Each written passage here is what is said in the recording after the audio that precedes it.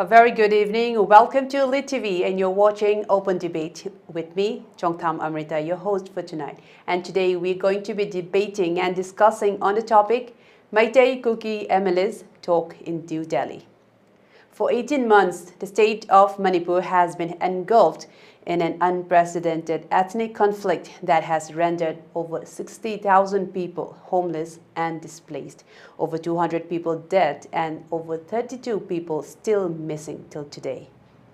After repeated cries from all sections of the society for the center to take any steps for resolution of this conflict, tomorrow, that is the 15th of October 2024, a glimmer of hope might emerge as key political leaders of the MEITEI, KUKI and Naga communities head over to New Delhi as invited by the Ministry of Home Affairs as a first round of and a first official level of talks towards any form of resolution and bringing about peace and normalcy in the state.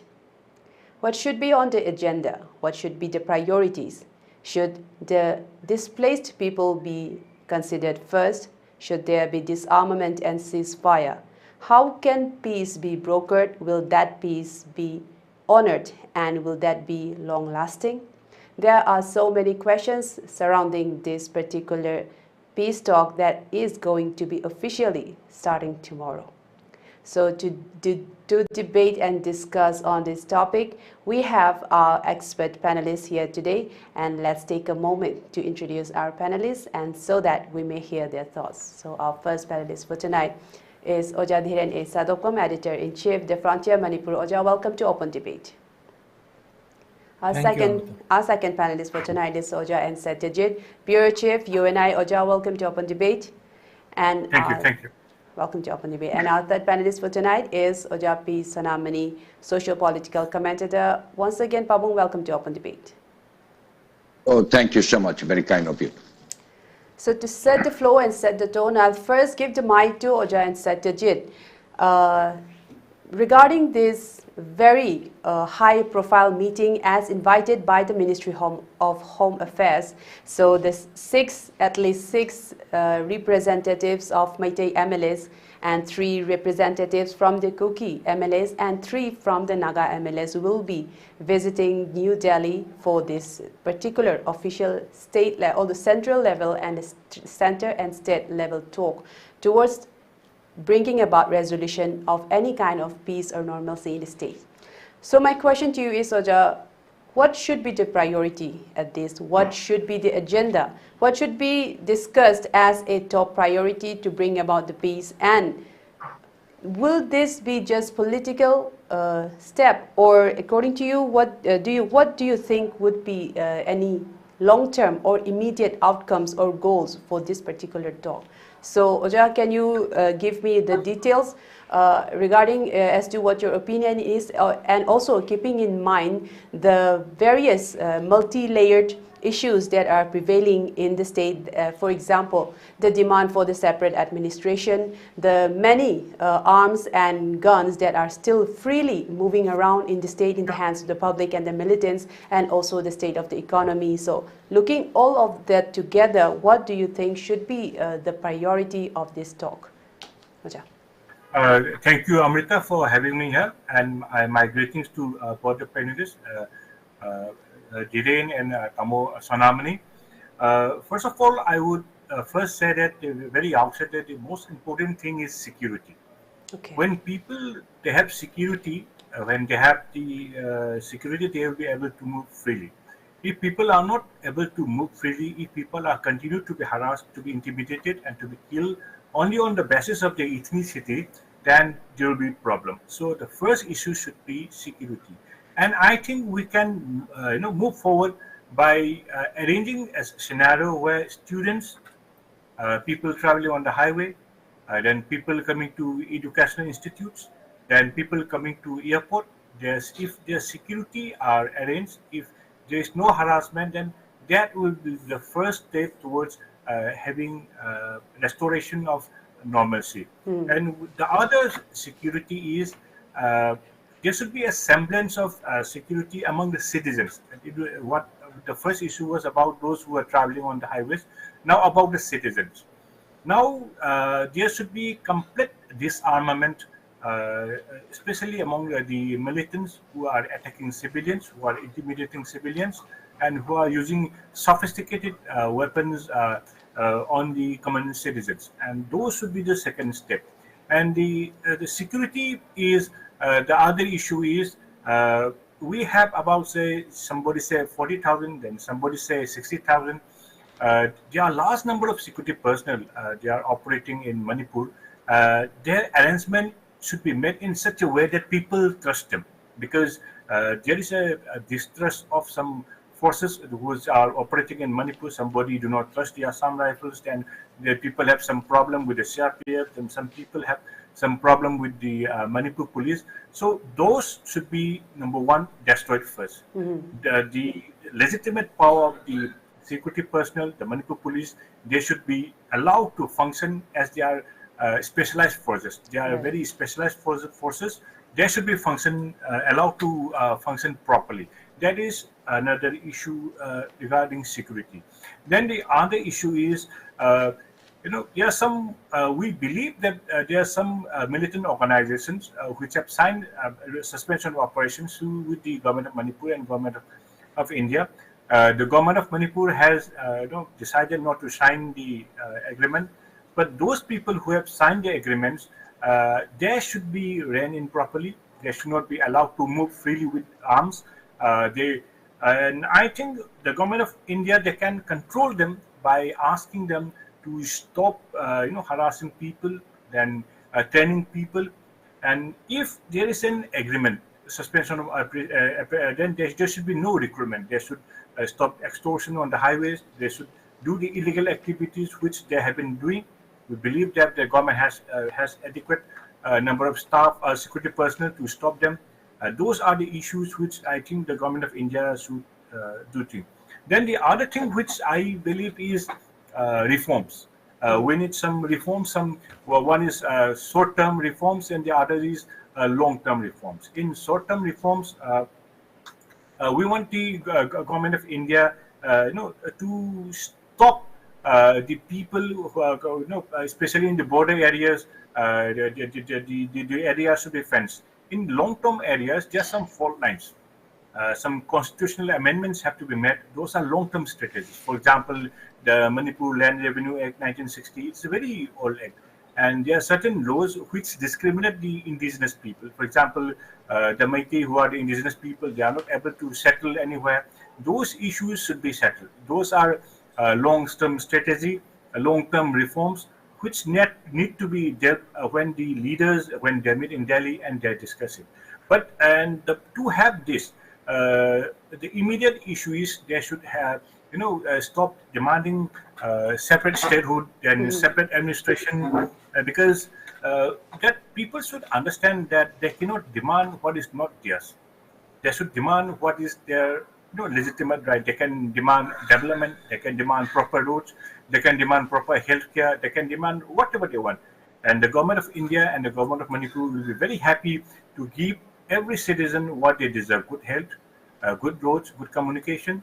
But when they start demanding things which create problem in Manipur, I think the government should be very firm, and they should give issues as a statement, and they should inform that there should be no preconditions to talks. When you have preconditions like separate administration, separate those issues, then we should inform that no, we cannot have talks on such issue. If you come with preconditions, then we will not hold talks.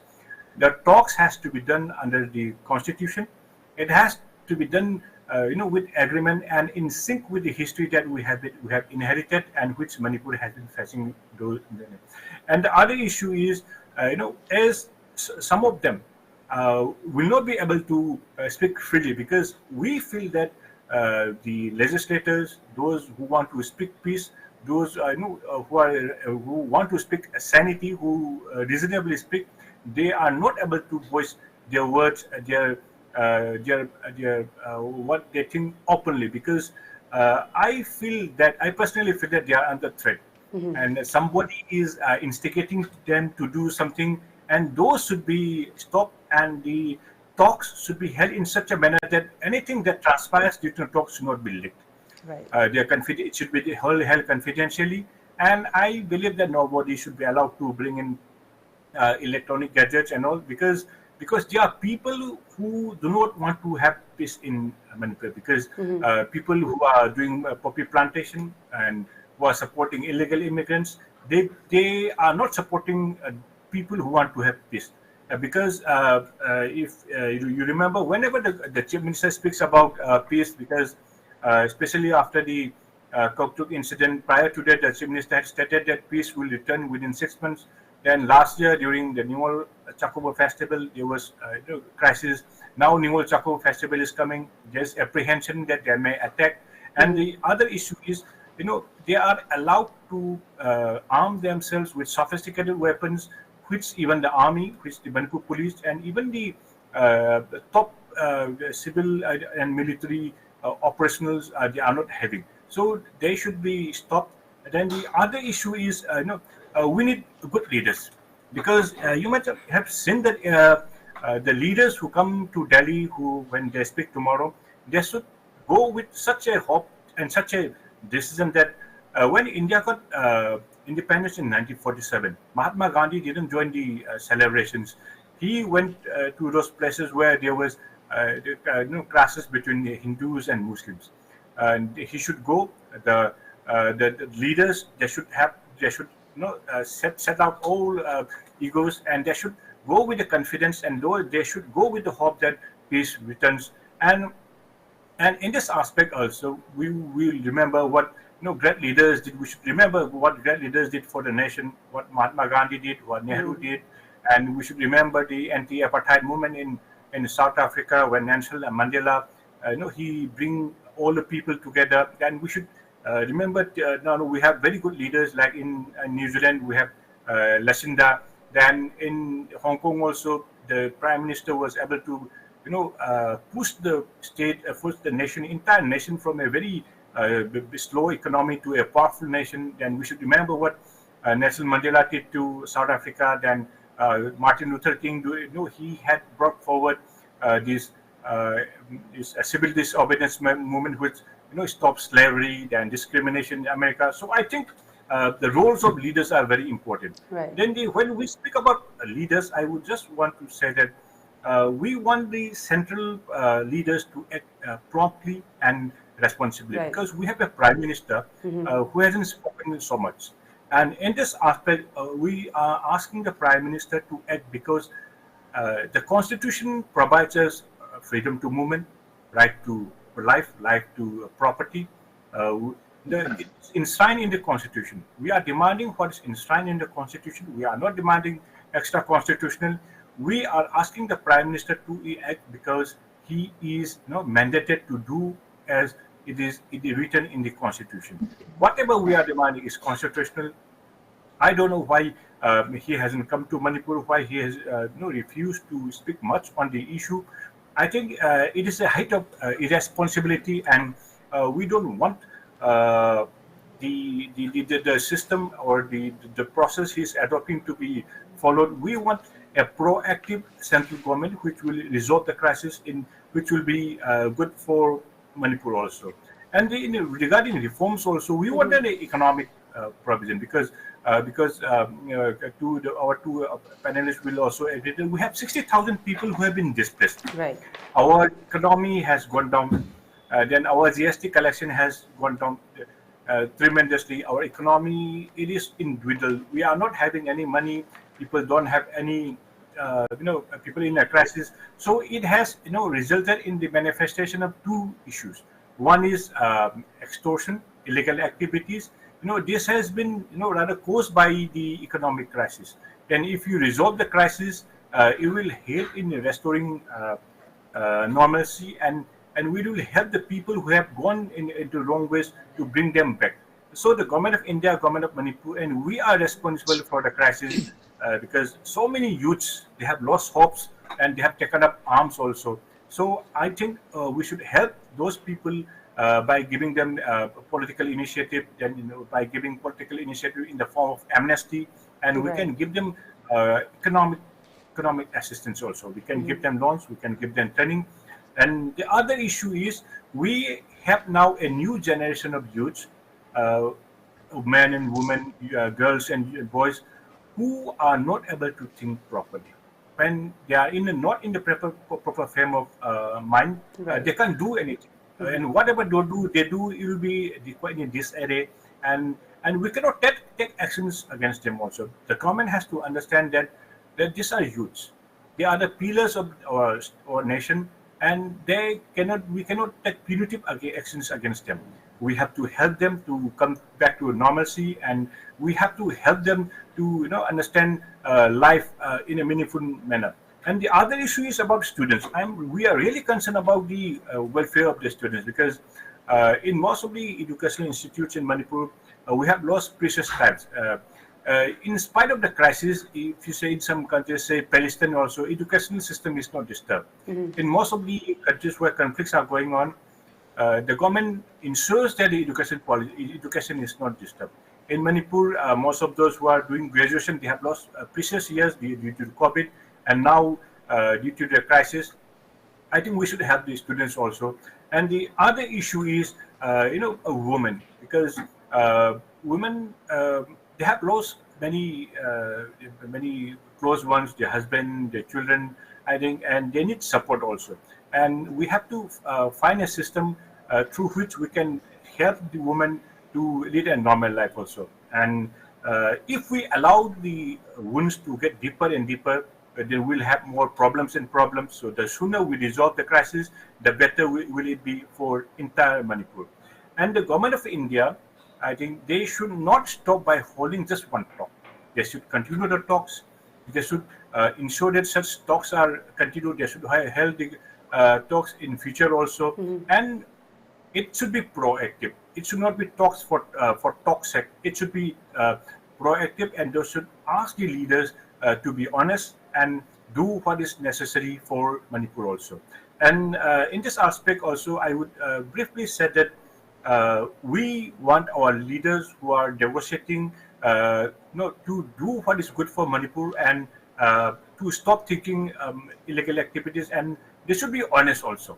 And I will briefly say this in the first round, because at 7:35 and all, I have to move to a place. Right, yes, Oja. Yes, as you mentioned before, you do have a prior commitment, and then we will let you go as of now. And really, we want to thank you for joining us and giving us your insights regarding, I think that pretty much covers about all of the aspects that we do want to talk about in today's discussion. So at this point, Oja, thank you for joining us, and now we will continue with our other two expert members again. Thank you all. Thank you, Oja. Thank you very much. Thank you. Now, moving on with our discussion, now I'll move on to Oja DHIREN, since we have heard from Oja SATYAJEET regarding the expectations of this talk, and he mentioned regarding security measures, which is two-pronged, which is one in the freedom of movement and also in disarmament, and he also mentioned regarding the focus on economic assistance and also upliftment of the youth and education, and also no recruitment clause for the SOE militants who are still in an SOE agreement with the center. So there are so many of the issues that I think the people of Manipur would want the same thing while these talks do continue. And also one important thing is that once this talk continue, let's hope that it does continue and there are actionable steps for all the stakeholders to follow.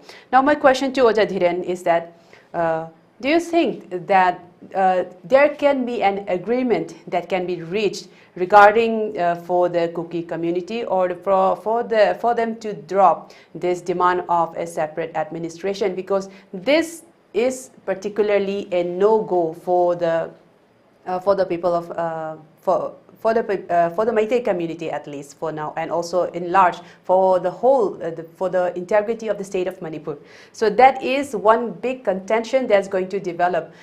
So do you think that this demand for the separate administration can be dropped? And again, as a follow-up question to you is that we have seen who will be going to Delhi for this talk, and it seems to be comprising of only the BJP MLAs. So do you think that this is only for just a political interest, or do you think that they should have also included the other representatives from the other parties, from the ruling side also, or maybe one or two MLAs from the opposition as well, so that this talk can indeed have a very fruitful and a very well-rounded discussion?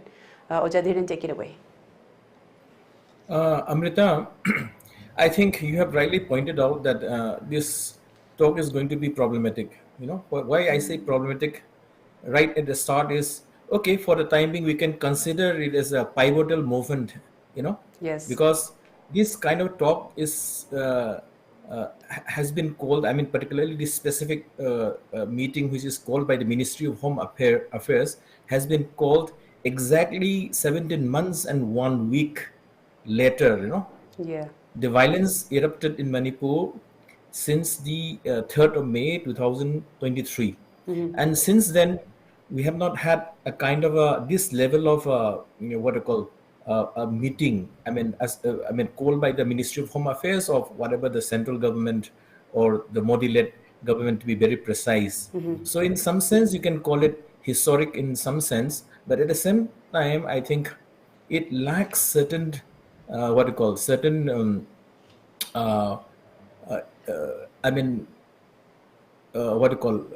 it lacks certain quality in, you know, qualitatively it lacks certain it doesn't attract people like, you know, a kind of a critical analyst Okay. of the state, you know, Okay. for the simple reason that you have mentioned rightly that it comprises of, you know, particularly specifically only BJP MLAs for that matters. Right. So you are leaving out the opposition. But having said this, I think what is important is with specific reference to, as you have said, that, you know, the demand for the separate administration by the KUKI MLAs.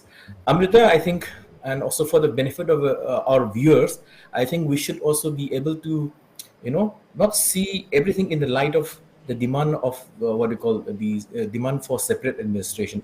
You should see, one should see that, you know, over the period of time that, you know, all this while, how, for instance, the demands of the KUKI tribes in Manipur has upgraded. You know, for instance, when I say KUKI tribes, it's not necessarily only the 10 MLAs who had demanded separate administration. Yes. But, you know, initially when KUKI armed militants signed the suspension of operation, you know, way back in in the early 90s, you can say, you know, when there was some kind of understanding, you know, particularly KNO and United People's Front, and, you know, they were basically demanding autonomous district council. You see, the first of demand that was put forth was the demand for an autonomous district council within the state of Manipur. You know, Right. and also there were some elements of 6th schedule of the Indian Constitution, you know, and this had been the kind of demand that had been going on for several years. I mean, when I say several years, I mean not necessarily from the time when, you know, the 10 MLAs, the KUKI MLAs demanded a separate administration. So from the demand, you should see the kind of shift. First, it was a demand for autonomous district council, so-called ADC, within the state of Manipur, and also with some elements of 6th schedule of the Indian Constitution.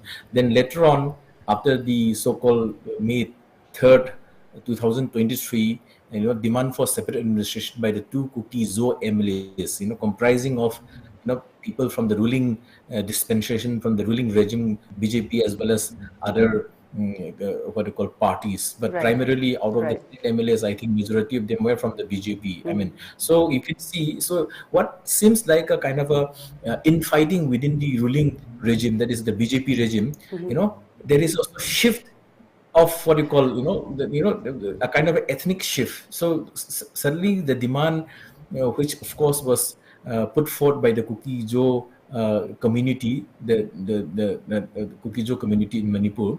So it wasn't only the 10 MLAs. With the 10 MLAs, we started demanding a separate administration, you know, and basic rationale behind demanding separate administration was that, you know, the violence that has taken place since the 3rd of May has actually developed into a point of no return. And, you know, the mistrust between the two communities, particularly the MEITEIs and KUKI groups have reached a point where coexistence, this is the kind of rationale that they have offered, particularly KUKI Joe people have offered that coexistence within the same administrative structure was no longer possible. Right. And, one should remember that this particular demand is marked by a significant escalation in their political demand.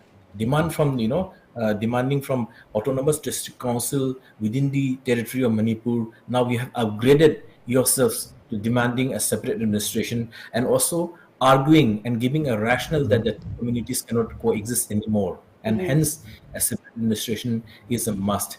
I mean, you can see, how it has come to separate administration, but surprisingly, it doesn't stop there. You were asking a question on separate administration, but it hasn't stopped there. If you remember, by September 20 last year, that is 2023, by September, there was already the demand of the 10 MLAs have upgraded to, the demand for union territory status, UT.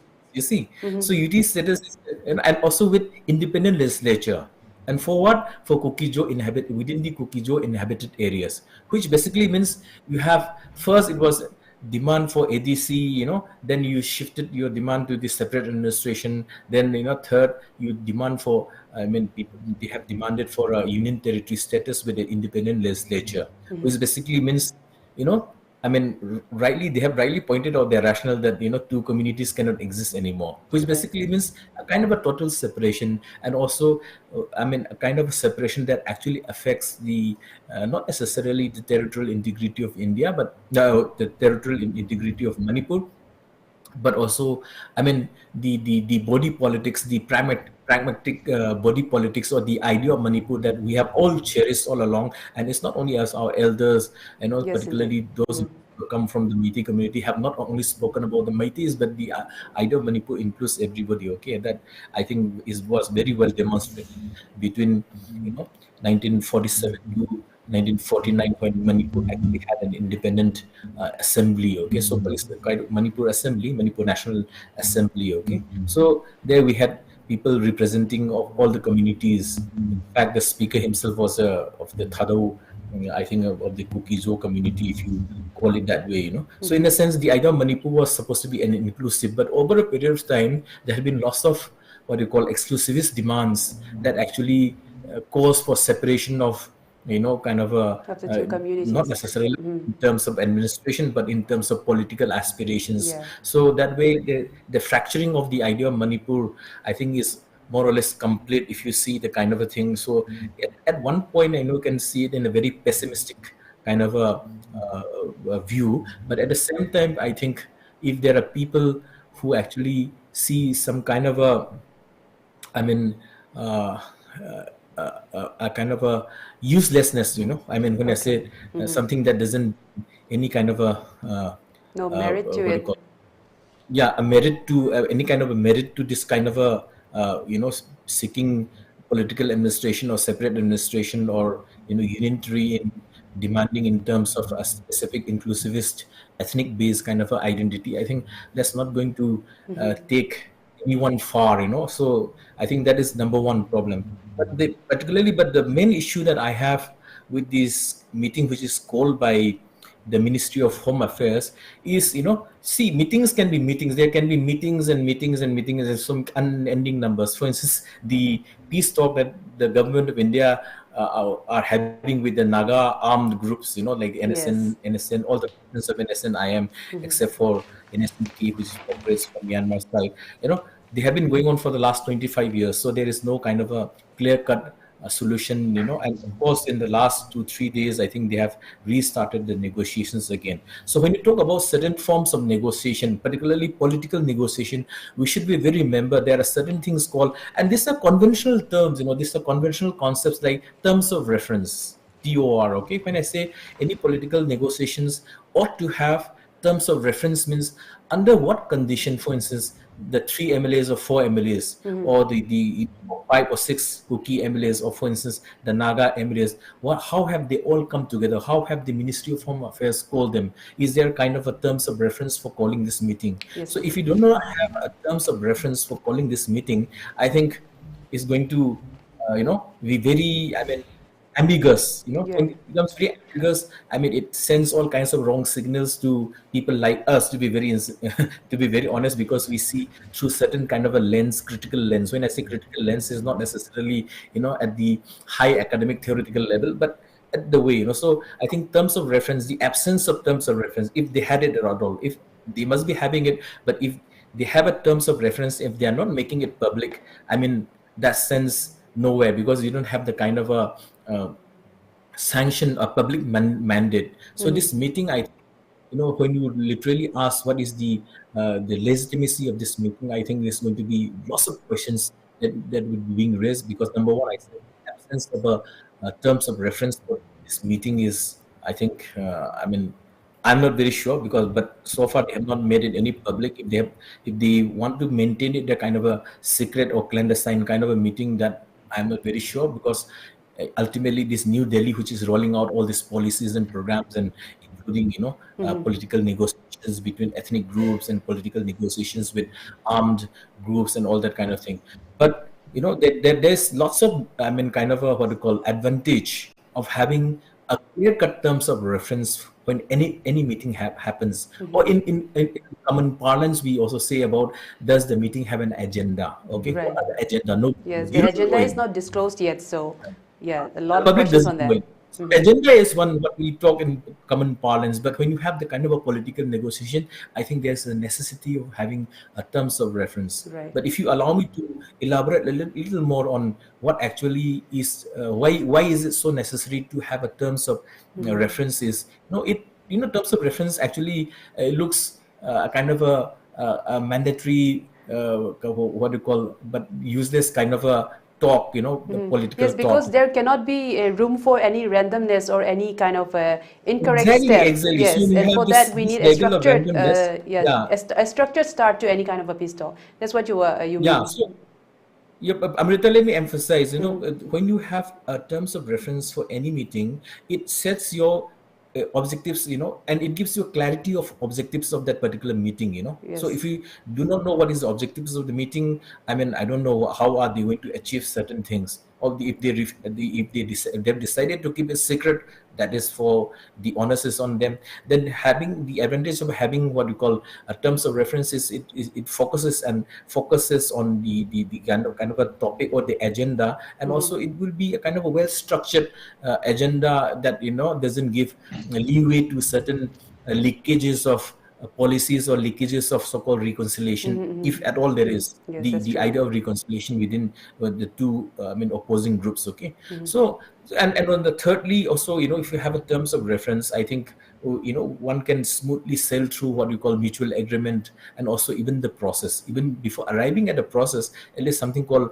a mutual agreement to actually at least to meet, you know, I mean, at least agree to disagree, kind of a floating off what you call that process, you know. Then fourthly, I think, and if you have a terms of reference, I think this meeting would in fact what you call give lots of it gives room for trust and transparency. Right. So if we know that agenda and terms of reference, we know, you know, they are discussing within that kind of a uh, the format. Then and fifth, I think I've just worked it out a little bit of this thing, you know, and also like expecting what you call certain expectations, because both sides, or the, you know, basically it's the Nagas are also there, then the KUKI groups are there, then the MEITEI groups are there. You know, they are in some ways, even if there are two or three representations, they are representing their own communities. Right. So that gives you a certain you know, room for managing expectations, because we expect a lot, you know. Now that the home ministry is calling them after 17 months and 1 week, I said,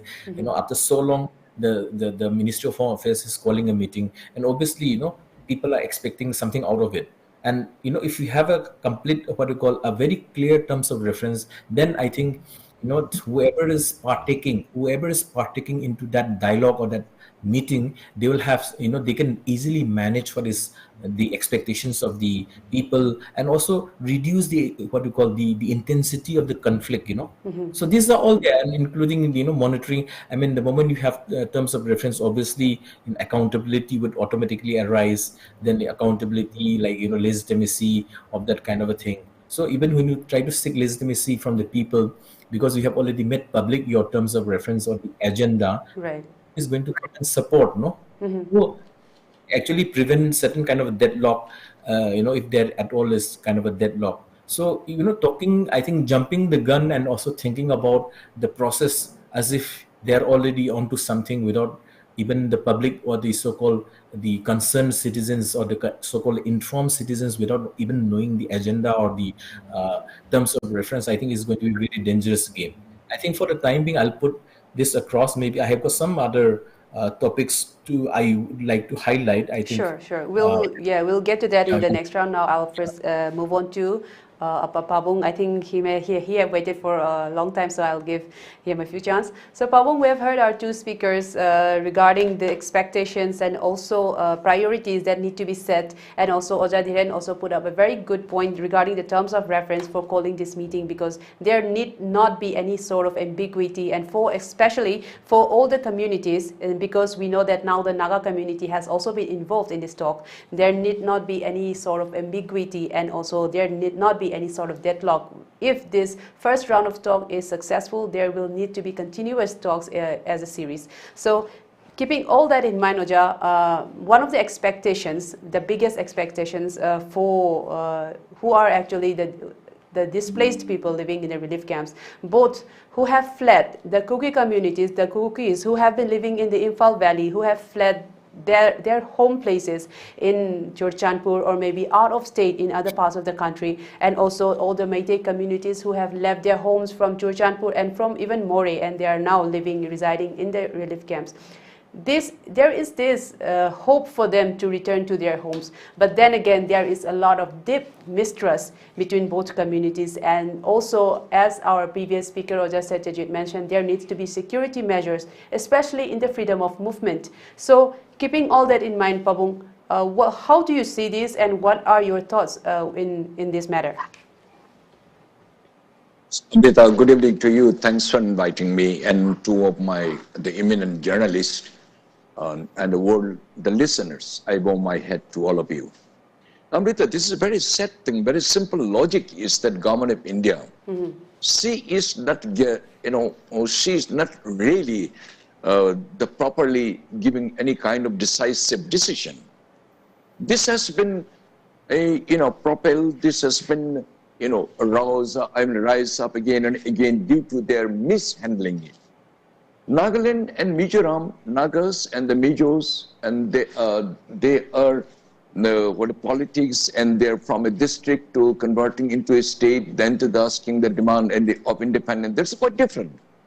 Manipur, the government of India should not forget that Manipur was a different country, like India. We had our own constitutions, we had our own identity, we had our own command and control, everything. So India government took a very, very light, in a different way. This kind of peace talk, these are all drama baji. If at all government of India was serious or is serious, first thing is that all this, the Chin KUKI terrorists, those who are illegal immigrants who have risen to the populations about 6 lakhs now, where only few thousands people in 2002, 2001, the statistic in the populations were only few thousands. Now it has risen to the 6 lakhs, if not more. If at all that this kind of peace talk is to be held, first thing, government of India, she has taken enough long time there. She has given a free rock to all the armed terrorist people, which are strongly condemned. If government of India, if she wishes, she could have handled it properly, very, very firmly, and which did not do. Now the situation is, after the death, doctor is invited. On the other hand, or on the contrary, 355 article has been imposed. Chief Minister, who is supposed to be the commander of the Unified Command, now his hands are tied, partially by the head of the state and partially by the head of the government. Head of the government has hardly any voice to say. Now, on the top of this, if at all the peace talk is to be held, first thing, the suspension operation, all these illegal people be disarmed. And this arms and ammunition in innumerable number, they have possessed it. and some of the irresponsible armed forces officers who became the responsible of irresponsible this army's top-ranking officers have started telling that the arms and ammunitions, these drones were not being bombed by this, the KUKI and terror, by the Chin KUKI Joe. Apparently, they were also propping up. Under whose umbrella? Am I not correct to claim that the India government, that you have given a strong signal that you keep quiet, let this Chin KUKI Joe, let them have their good fun, and let us enjoy it. Is this the policy of the government of India? When there is a tripartite talk, the suspension of operations, more than 2,300 arms, sophisticated arms, is supposed to be in the camp, and they are not supposed to come out from the camp, while they are. And how these arms and ammunitions have been siphoned up from the Myanmar, from other countries, from other states, and day by day, the unauthorized people, the foreigners, their numbers are swelling up. And please keep in mind, it is not a district, as I said, that Nagaland, it was a Naga Hills to Ensang area. Mizo, it was known as Lusai Hill. It was a small district, but by the local people that demanded that it should be given a statehood. Okay, this was within the ambit and within the purview of within the territory of the government of India. And we were not under the government of India. See, differences. So this is a direct interference, and this is a schedule of the government of India's. What happened more than 17, 18 months, how the government of India could remain silent? Even the Prime Minister and the Home Minister, they are not bothered what is going on. Then how we can say that government of India is observing or is going to give a verdict in equal manner? So this is not the way. These foreigners coming and asking that separate administration and union territory. Egypt, this is the government of India's, they are behind the picture. And they are trying to push it, you demand this like this, you demand do like this. Because since the government of India has never ever interfered or tried to stop. Mr. Satyajeet, he pointed out one thing, and Mr. DHIREN also, they have already highlighted too many things. I have personally educated from them too. And let me also supplement. Indian government is the National Highway 2 and National Highway 37. Does it not belong to the government of India? Or is it a state subject? It is not the Chin KUKI Joe we blame. I personally blame the government of India. It is who she is not looking after properly. See the armed forces? In the midst of the firing by these Laos in Thailand and this from the erstwhile Burma, all these people were sent out and they had no place to stay in these three countries. They have scattered this Chin KUKI, these people. Some many hundred, many thousand gone to the Bangladesh, Purba Bango, East Pakistan. Some have gone to the Assam. Many have come to Manipur. Some have gone to the previous Lusai Hill to this Mizoram. Like this, they have spread it. Slowly, gradually, this has been swelling up, swelling up. Our political leaders' laxity, only confining only in the valley area, taking all the tribal leaders. I'm not blaming the tribal leaders alone. They want too many things. They want to, snatch away the rights, what they don't deserve. Let it be the Nagas, let it be Chin or KUKI or Joe, anybody. One should not compare that from Manipur and the Nagaland and Mizoram. Same, not at all. Manipur was under the rule of the kingdom, and even we got freedom and the independence before the India too. It is not that that they can ask anything and we can just easily, award them or to part way. No. So Manipur government has to be very, very firm. And the Manipur political leaders, for your own selfish motive, you should not try to quarrel just like dogs and cats. You will have to come under one umbrella. You are fully aware government of India not in our favor. Even the mainland Indian media, they have gone against us. They have already published the fake narrative, wrong narrative, which has spread even after the United Nations and other. Even that to the armed forces people are also behind them. So this is out and out, I must say the government of India, she is not at all serious. 17, 18 months, how the government of India could see from a distance, not bothering by the Prime Minister, not bothering by the Home. Let them come or not, that is not the questions our says.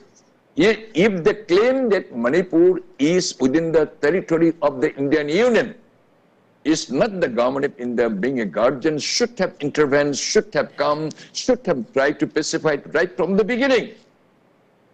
On return, and the other side of the coin, the Manipur chief ministers, the head of the government's power has been curtailed. Then what do we do? Are we getting any justice from the government of India? We have been made as an Indian, anti-Indian. And this Chin Kuki Jo, these terrorist people who wanted to destabilize the Manipur, who tried to grab this land and make it into pieces, and that they have been allowed to rule, they have been allowed to use the random guns and the explosives and other government of India, you are fully aware of. Why? And how they have been, or rather, you were directly or indirectly or behind the picture, are you trying to prop them up? Are you trying to balkanize them that there will be, Manipur should be, split it into 17, 18, 20 states? Government of India, this is too much. We don't want you, India government. You are a bias. What you are doing is, don't you feel that we don't understand it? On the other hand, I blame the government, the Manipur government, all the political leaders. Earlier leaders, what did you do? See, as I said, 1952, this Mr. T. Kipgen, who is supposed to be the first IAS officer, you see what he has managed. He has befooled everybody. All the Chin Kuki Jo terrorists coming from the other countries and other states are being allowed, are being entitled to have the scheduled tribe certificate from the Manipur. Yeah. See the behavior. And all these things, when we go back to the past, we have committed a lot of our mistakes. And now they are asking separate state, as if that separate state is, you possess a few hundred of pounds or you have dollars, and you buy one flag and then you hoist it in your own place. That is called the separate state or the Indian territory. How they dare to spell all this thing? Yes, no. Yes, Pabong. I'll quickly come back to you. I'll just move on with our discussion to DHIREN, and then I'll quickly come back to you, Pabong. Thank you so much for your points. And now there's one question that I'd like to know from DHIREN. What does the inclusion of the Naga MLAs signify in these talks? Because by the inclusion of the Naga MLAs, and also there is already present the 6 MEITEI MLAs and also the 3 KUKI MLAs. Since we have been discussing regarding this, do you think that this particular talk be swayed or maybe could be focused on ethnic interests only, or could this talk be Manipur in a bigger scale specific to the state of Manipur? How do you see this? Amrita, the presence of Naga MLAs, I think, is good in a sense. Nagas already had the spat of conflict with the Kuki Jo, or specifically with the Kuki group in the mid 1990s, or early 1990s. So they have already had experience of having this kind of a clash or violent kind of a experience between the two communities already. So in some sense, they can bring in their experience and also put forth their interests and their not necessarily demand, but their views on the current kind of a situation that is prevailing in Manipur. And I think their presence would also try to downplay certain level of animosity between MEITEIs and the Kuki Yes, it can be expected. Group. But having said this, I think it's going to be quite. They can play a very positive role in resolving this conflict. But having said this, I think if you go down to the specific demand, I have already mentioned in my earlier response to your question also about how, for instance, the Kuki Jo group have, they keep on upgrading their demands. So it was like ADC within the territory of Manipur, within the state of Manipur. Then from ADC it becomes separate administration. From a separate administration it has become union territory status with independent legislature. Then maybe as Tamo Sonamani has just mentioned, it could be state in the form of Jalengam or whatever kind of political aspirations they have. Yes. So, we know exactly how do these demands are positioned or juxtaposed to the kind of a certain level of, apprehension or certain level of political apprehensions that the those supporters of, I would call it support, I wouldn't call them MEITEI for a while, but supporters of so-called the idea of Manipur, But having said this, there are also politically very assertive groups amongst the people who are staying in the valley, particularly amongst the MEITEIs, who have put across their demand, saying that, if at all, forget the demands of the KUKI Joe for a while, but there is a necessity of bringing in NCR into it, the National Register of Citizenship, and make what you call 1951 as the base here. That is one of the big demands that has been made by civil society groups in the valley, and also, once if you have this cutoff year in 1951, I think there will be some kind of a partial solution to what Sonamani has already spoken about, illegal immigration that has come from the Chin state or from Myanmar area, other kind of thing. Then also there is another demand by the valley-based, when I say valley-based means specifically who, still stick by the idea of Manipur, the suspension of operations against those KUKI armed militants who have actually, indeed, who have broken the suspension of operation kind of a ceasefire rules. They're kind of if at all there is some kind of a rule, Yes. there's certain actions should be initiated against them, and also deportation. With reference to the coming in of the illegal immigrants into Manipur, then deportation of so-called the refugees coming from Myanmar, and all this kind of thing. And also one thing is there has been also demand to replace Assam Rifles with any paramilitary forces, and in fact some were replaced, and Yeah. also then another demand which I think is from the more assertive civil society organizations in Manipur is like, the KUKI illegal immigrants. But when you start identifying them with the Bezer of 1951, they should be, struck off the scheduled tribe list, as well. The Tamo Sonamani has already mentioned about how certain civil servant of Manipur had allowed, what you call entry of so-called illegal immigrants into Manipur. But when you juxtapose, all this kind of even for instance, the demand for scheduled tribe status of the MEITEIs, which Yes. I think the They KUKI Joe brought to the community. table as well, I think. So when you put, when you juxtapose all these demands of the KUKI Joe groups and demands of the people who actually support the idea of, undivided Manipur, the so-called idea of Manipur. For me also, I believe that idea of Manipur has nothing to do with being a MEITEI or a KUKI or a Naga. It has to do a lot with the idea of civility, the idea of civil citizenship. So perhaps MEITEIs took the lead role as one of the primary had assumed the role of, guardianship of the, had taken the role of guardianship or taken the role of being a guardian to the idea of Manipur, and that those people who believe in they believe in. So basically, the demands of those who believe in the idea of Manipur and the demand by the KUKI Joe responses, I think there is some kind of a contradictions into it, or maybe some kind of a contradictions, as in some level of oppositions to each other.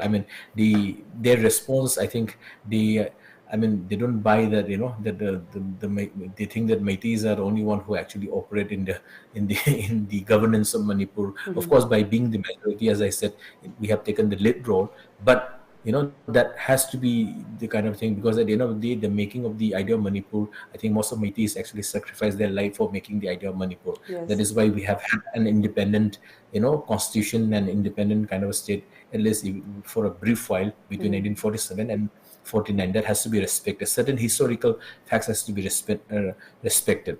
But I'm not too sure. Some of these elements that I'm speaking about, like for instance, for instance, the suspension of operation, abrogation of suspension of operation, then NRC, implementation of NRC as 1951 as a base year, and also deportation of illegal immigrants from Myanmar, particularly from the Chin state. I'm not very sure if they have juxtaposed all these demands of so-called those who believe in the idea of Manipur and those who do not believe in the idea of Manipur. I would put it that way. I don't want to, demonize communities, to be very precise. Okay, Yeah, rightly so. and also I don't want to demonize communities, to be very.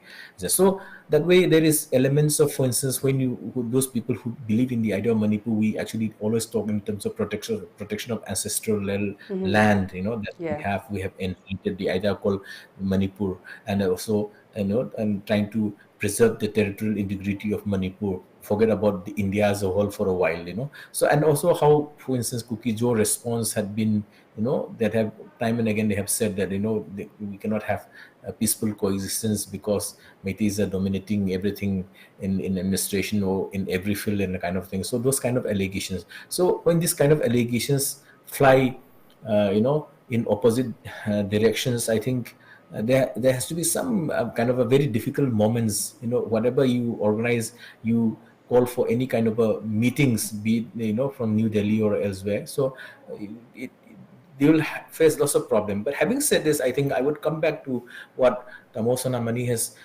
referred to. I think at the end of the day, for instance, the what is happening in Manipur, I have always said that it's all New Delhi's making. I call it New Delhi's making because the very fact that we are having kind of a political dialogue by the people's representative. When you say people's representatives, I'm talking of the MLAs, of KUKI Joe MLAs and as well as MEITEI MLAs and Nagal MLAs.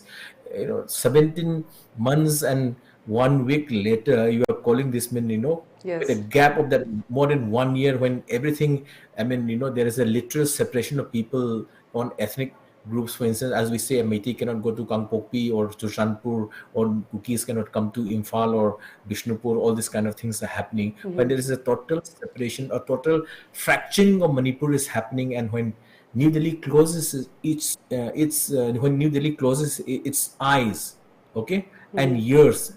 Also, the kind of a when I say, in statecraft we don't talk about emotions, but a kind of a ought to kind be of response. a common sentiment from the people of Manipur. Yeah, a kind of a commonsensical kind of a response that has a lot to do with the idea of governance, And when I talk of governance, I'm not talking about governance of Manipur, but of the country, okay? If they cannot respond to this kind of a thing, I think there definitely is some game up their sleeves. When I say there is some game up their sleeves, means I think New Delhi is looking into some kind of a setting certain agenda which perhaps is not directly related to what is happening between the MEITEIs and KUKI Joe groups, or maybe between the KUKIs and the Nagas. Maybe they are looking something beyond, Yes, nobody knows. So I think Babung SONAMANI also will share the very same sentiment. I think earlier in Babung's speech, Babung, you said that you blame the Indian government, the central government, entirely for the turmoil that we are facing. So Babung, would you also? That's what I'm saying. Yes, Babung, could you also supplement from New Delhi is what responsible DHIREN has for been saying? all this doing. Yes, Babung, please supplement what DHIREN has been saying, and please continue what you have been speaking. Yes, I fully endorse our eminent journalist, Mr. DHIREN, what he saying. You see, Indian government should have played the role as a guardian. Indian government should not think that, as I said, that this is not the Lusai Hill or this is not the Naga Hills to Ensang area, only a few lakhs people population. No, it was a different country, should have been treated it. But as I said, our political stalwart people within our own state, we were not in a positions to much, look into in the pros and cons of these issues. Whatever the people started demanding, it, chalo bhai, kuch de do, kabhi to karo, or give it little, give it little, give it little. 371C article about this, the hill areas, whatever the facilities given. This is more than suffice. They should suffice with that. Today they are asking separate administration and union to. They will ask tomorrow that we want to separate it. First thing is Government of India, who are they? And how your mom Government of India? should not behave like this. But these Nagas, they have their own interests. Yes, Mr. Dhiren said that they had very bitterly experienced once this Nagas and Kukis, that Manipur majority. We don't claim that Manipur is a majority. Every citizen has got the equal rights. About these Chin Kuki terrorists coming, if they behave properly, if they consider themselves that they are one of the citizens, loyal citizens should be loyal citizens. Now they have started demanding it. They wanted to swallow. They wanted to balkanize. They wanted to completely destroy the Manipur identity or Manipuri identity. This is not good. Government of India, you know better. Now you all the politicians of Manipur, you must involve and you must have a very in a strong warning and a cautioning warning to the Prime Minister or to the Government of India. If you cannot, don't come back. Don't try to make a drama. Don't try to, going there, Namaskar ji, Hamaye ji, ab kuch karo. No. You say, no, it is not possible. Union territory question doesn't come. And the separate administration, nobody should raise this finger. Chief Minister, Honorable Chief Minister and opposition leader, if you happen to go, you must say this word. Otherwise, you resign from the post. A time has come that you have to act like a man, like the head of the government. Although the government of India is trying her best to cut your positions, that you lord your positions. But that you know better is Honorable Chief Minister, but now you have to act as a man. You cannot remain as silent now. Now, what kind of a talk is going on? What they want now, complete Manipur has been destroyed. Manipur has been completely tarnished, the image completely. We don't have any place. We do not want to regard that we do not consider that we stay within the Indian Union. Our movement has been restricted. Our fundamental rights, 19(1)(a), (b), etc. given. Where is the fundamental rights? In my own house, I cannot walk out. I cannot go see them. Forget about the displaced people. We are having so much mercy for them. We cannot do what the government of India you are doing. Your armed forces people, they remain mute spectators. And your order is not being implemented here. You wanted to see more and more bloodshed. Is it called the justice? Is it called the responsibility or immense responsibility of a guardian? We worship you. We consider you. You were the government of India. Today you are also laying your hand since your silence is concerned. If the government of India wishes, within 2 hours all this drama baji can be stopped. Because then she knows when you know bitterly, why you do not interfere, why you do not say, no, you disarm. Manipur government has withdrawn, abrogated about the suspension of operation, all these terrorist people, as they have violated their contraband. And the government of India, you have not said anything. You have not abrogated. That means you are propping up. That means your armed forces people are the mute spectators. Otherwise, if the armed forces people would have intervened and would have tried to control, it would not have taken even a week at all. But you have not said anything. This is everything that according to your signal. That's the armed forces people, they're also dancing. CFPF and the paramilitary forces, hundreds, thousands, lakhs people are here. Enjoy, khao, pio, enjoy karo, enjoy your TA, DA, no problem. Let all these Manipuris and the Chin Kuki Jo terrorists, let them fight it, let them die it, let them finish. Is this the motive of the government of India? No, you're biased. You don't consider that Manipur is a part and parcel of the Indian Union. But you are forced to consider now, you to think that we are anti-Indian now, because you have made us to feel that anti-Indian. We are out and out, we are Indian. But you have put us in the well. You have seized our fundamental rights, everything. Our movement is restricted within the Imphal Valley alone. How can we live? You have not allowed us to freely movement the National Highway 2, National Highway 37. It belongs to you. How about your 2 million, 3 million, your armed forces people? Are they becoming handicapped? See, all these things that is needless to say, Amrita. This talk is going on. If the separate administration, union territory, how dare they ask, number one. They should have questioned, they should have warned that no, you ceased immediately your illegal activities. Then talk can be held. You drop separate administration, you drop the union territory, any kind of incentive, whatever you think best, without divisions or without the disturbing the Manipur early or her own status. You can give it whatever you feel like.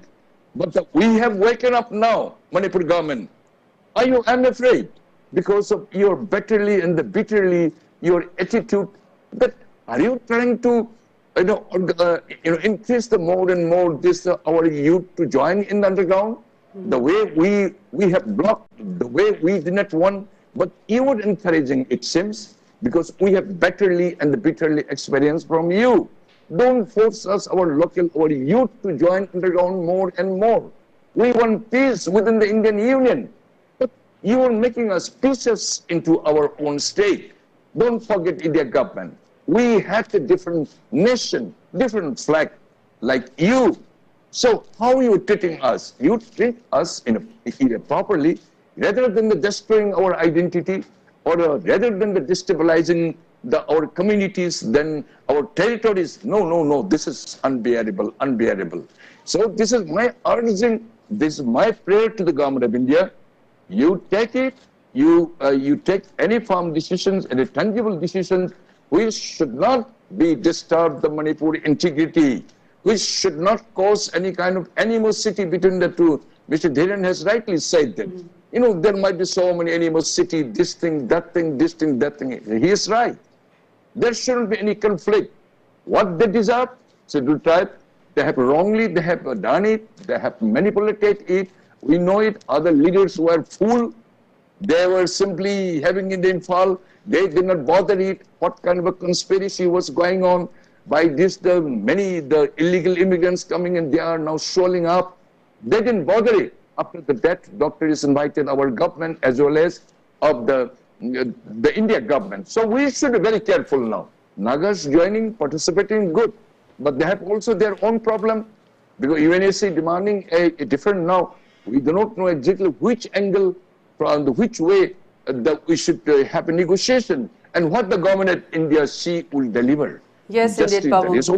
Very good point, Pabung. I think we are almost coming to the end of our program. At this point, I'd like to just add one closing remark from my end that I have been jotting down since the start of today's discussion is the fact that this discussion has highlighted the complexity of issues at hand.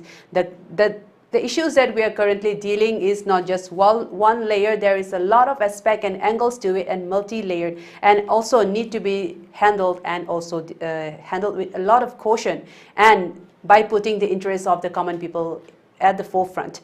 And again, there is one other thing that is for sure, is that Manipur cannot afford another year of violence and alienation. Peace is not an option, and it is a necessity now for the future of Manipur. At this note, I'd like to end today's program. I'd like to thank our panelists for joining us, Oja DHIREN, Oja Pabung P. SONAMANI, and also Oja SATYAJEET, who left us early. Thank you so much. And thank you, Amrita. And thank you all once again for your insights and your analysis. Thank you once again. I'd also like to thank our viewers for joining in tonight. We will be back again next Monday with more exciting topics. Until then, have a good week.